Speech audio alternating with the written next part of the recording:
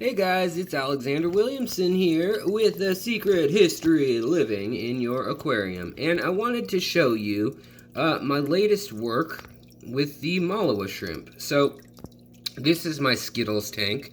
And by that I mean, oftentimes people refer to Neocaridina tanks as a Skittles tank when they mix colors.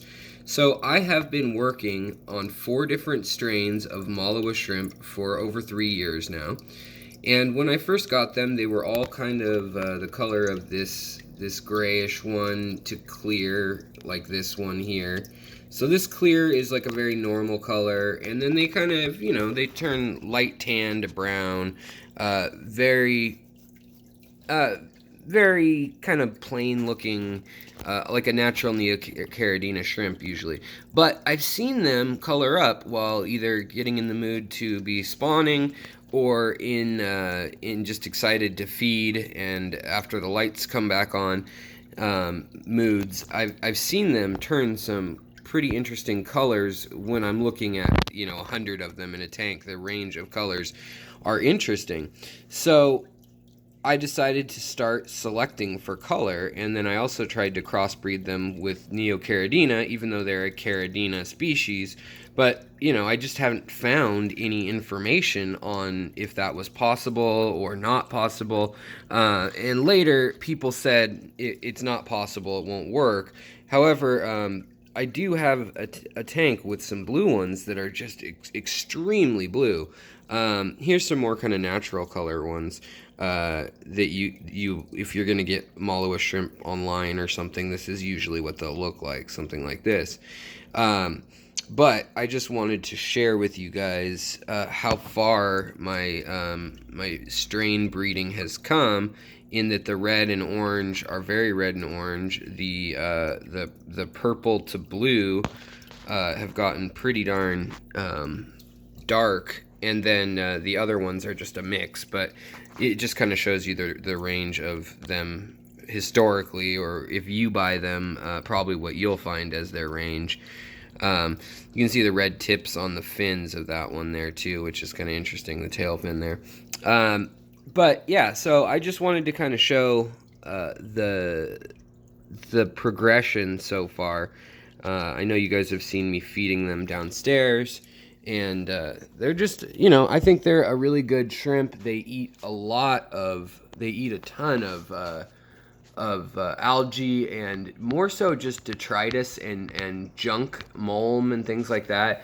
If you have any plants like these Kabamba or Rotala wallachia or Atra, things like that, they're phenomenal at making sure that these little plants are clean. Now, they're not going to clean the diatom algae that you'll see on the sides here and stuff like that. You'll either need a nearite snail or just to be scrubbing it. Honestly, I find nearite snails are probably the best. But in any case, that's neither here nor there. They're a fun shrimp to keep. They're easy to keep. They live in a very wide variety of water types, which is nice. And as you can see, they're quick-witted enough that they're not lunch for like the gouramis and things. They know to hang out at the top of the water, under the light. If you take a look where they're positioned, they're right under the light, so that when the fish look up at them, they're not seeing anything but the light, probably. But I just thought that they looked really beautiful, especially on this Lagonandra meboldi metallic pink. And this is a German variety, this plant here. You can see how pink or orange it looks, and then it's got like green reflective properties also. This leaf looks green from this angle, but certain angles it looks pink. So I just think that the plant actually brings out the best of both traits, whereas like a dark substrate sometimes will make darker shrimp look darker. Not just because of the contrast, like because of the inherent nature of what you're looking at, but because it actually elicits a response in the shrimp to create more pigment or to what it actually is it's flexing these little cells that make up in their flesh a chromatophore or a pigment site. But here again, you can see they just methodically they're cleaning. They use their front leg to kind of, or their front two hands to kind of scoot things into their mouth, and then they kind of do the whole praying mantis, or I guess this is a normal shrimp thing. So they're not quite filter feeders. They're more of scavenger feeders, which I find they clean just as well as a mono shrimp pound for pound. They're just not quite as big as a mono shrimp, but they're far more peaceful. And like I was saying, if you're curious what climate and everything they can withstand, or what water parameters, it's very diverse. So you can keep them all the way down in a 6 pH or all the way up to about an 8 pH. Ideally, they like about a 7 or a 6.5. And then the TDS can be anywhere between about 50 and I'd say 400, 500 even, which is pushing it for most things other than Lake Tanganyika or, hard water tanks that you're doing that on purpose.